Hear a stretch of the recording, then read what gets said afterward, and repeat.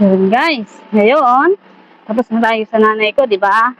Ngayon, bibili naman ako para sa aking partner, sa asawa ko. Di ba? Kasi single mom siya. So, nanay siya, di ba? Ayoko namang na wala siya. Wala sa kanya maibigay kahit may pinagkakagastuhan kami. Siyempre, mag-effort pa rin tayo para sa kanya. Diba? Love ko yun eh. Kasi, alam ko yung sacrifice niya. Mga anak niya. Tapos, ngayon, nagtutulungan kami dalawa sa lahat. Sa mga plano namin ba, sa future ba, para sa mga bata, para sa amin. Kasi gusto namin, maganda yung future namin.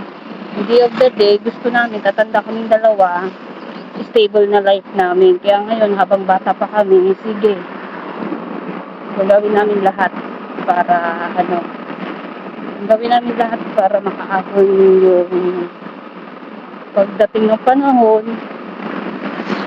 at least, may stable future kaming dalawa, diba? Hindi naman natin alam yung mga anak natin, ano yung tayo, alagaan, sustentuhan, kasi diba, iba ngayon, hindi naman sa pag-aan sa mga bata, sa mga hindi natin pwedeng iasa yung buhay o future natin sa kanila, hindi natin pwedeng iasa yung mga needs natin sa kanila, kasi in the end, magpapamilya sila, diba? So, kaming dalawa, kaya palagi ko sinasabihan yung partner ko, yung asawa ko, na mag-ipon kami para sa future namin, mabigyan namin ng magandang future yung mga bata. Bukod doon, para sa amin, hindi ko winawala yung sa aming dalawa. Kasi, nasa realidad ako eh. Kasi, hindi ko naman hindi natin alam, hindi natin sigurado kung pagdating ng panahon, pagtanda natin, aarugain tayo ng mga anak natin, di ba? Kaya ako kasi siguradista ako eh. Gusto ko talaga planado na lahat, maayos lahat. Pagtanda namin dalawa, hindi kami magiging kawawa. Kasi kami dalawa lang yung magtutulungan, magiging sandigan namin isa't isa. Kaya yun, habang bata pa kami, sige, kaming dalawa. Tawag doon, kayod. Kahit talaga tulungan kami. Siya nagtatrabaho. Actually, dalawa kaming OFW. Magkasama kami sa isang lugar, sa isang pinagtatrabahuhan. Ngayon, umuwi ako para mag-aral. Gusto ko kasing magkapagtapos para mas makahanap ng magandang trabaho dito sa Pinas kasi ayoko na nang nag-a-abroad sa malayo sa pamilya, sa mga bata. Gusto ko magkasama na lang kami dito kaya plano namin.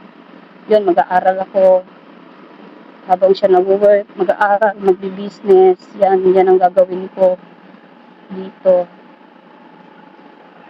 Pero kung hindi man pala rin dito sa Pinas, kapag abroad, at least may mahanap akong magandang trabaho sa abroad. So, gusto ko sa future, sa pinakagusto kong bansa talaga. Hanap tayo ng bulaklak dito. Yan o, daming nagtitindang bulaklak. Mamili tayo. Madami, ikutin muna natin to. Kasi hindi pwedeng wala ako sa baby loves ko. Yan.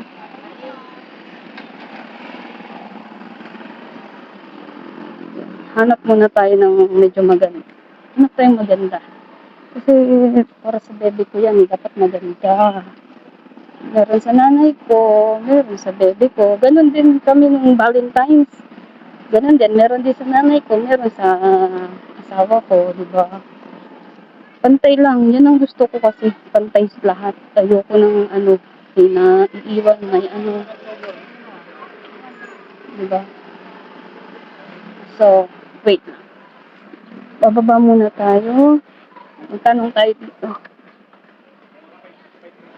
Ang init. Tapos mamaya bibili tayo ng maliit na cake lang. Maliit lang. Kasi kami lang naman. Wala naman asawa ko. Sa abroad. Hanap tayong ano. Hay.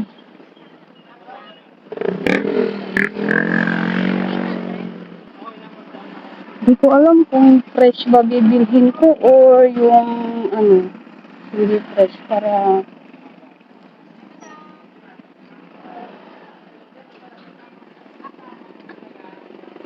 pagdating mo, nandiyan pa rin. Bonito dyan sa ano mga bro. Yung hindi lang fresh. Ano ba mo ano? Sarang sa ito po, ganyan.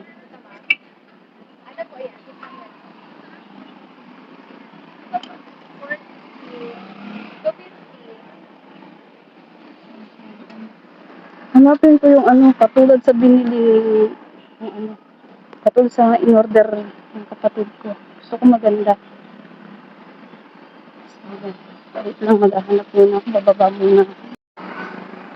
Yun guys, ito, nabili ko para sa asawa ko. Yan.